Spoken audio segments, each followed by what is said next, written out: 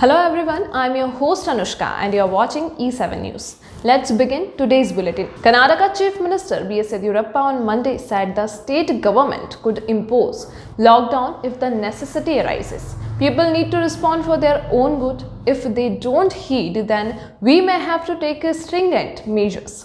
If required and if necessity arises, we will impose lockdown, Yediyurappa told reporters in Bidar. Reacting to queries on the growing coronavirus cases in the state, which saw the numbers breaching 10,000 on Sunday, he said the Prime Minister had also spoken to him about the measures taken by his government. I told him, we have imposed a night curfew in the districts where the coronavirus cases are rising, Yediyurappa said. He insisted that the people should wear face masks, use hand sanitizer and maintain social distancing. People need to respond for their own good. If they don't cooperate, then we will initiate stringent measures which people should not give scope for. I want people to cooperate with us, Yediyurappa said.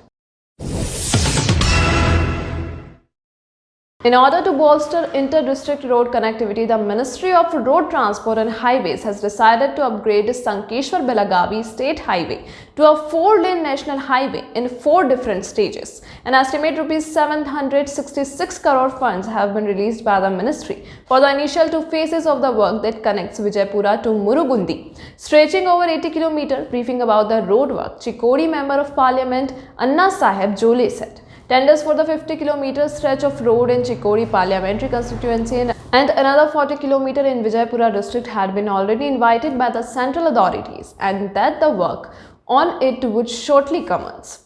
In the first phase of road upgradation, the work would be taken up between Vijaypura and Savalgi Cross and then from Savalagi Cross to Murugundi. The third phase of work covers the road from Murugundi to Shiraguppi and the fourth phase stretches from Shiraguppi to Murugundi to Guttur, said Jole, adding that the funds for the third and fourth phase should be released once the work on initial phases of work ended.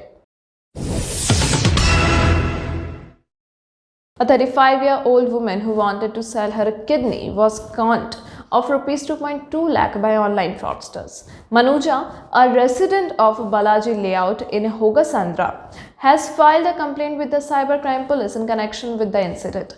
According to her complaint, as she had some financial issues and hence had decided to sell her kidney. However, as she had no idea whom to approach, she searched about it online. On January 31st, she came across a phone number on a website and contacted the same. The woman, who introduced herself as Nirmala Das, assured me that she will arrange a receiver. She also asked me to pay various charges such as donor charges and insurance charges. Through multiple transactions, I transferred a total of Rs 2.20 lakh to the bank account numbers provided by her. After March 17, she stopped replying to my calls, Manuja stated in the complaint. Based on her complaint, the police have registered a case. The Puttenahalli police investigating the sensational double murder case zeroed in on a suspect on Sunday and are yet to arrest him. A senior police officer said, we have definite clues of the assailant who came alone and killed Mamta Basu and her son's friend Debrat Behra. During the investigation, 2 special teams questioned a few suspects, including 2 men who visited the house a day before of the murders. They had gone to the house to set up a broadband connection. After analyzing the CCTV footage from surrounding areas, we got a clear image of the suspect and his movements. He will be nabbed soon. We don't want to reveal any more details of the assailant at this stage.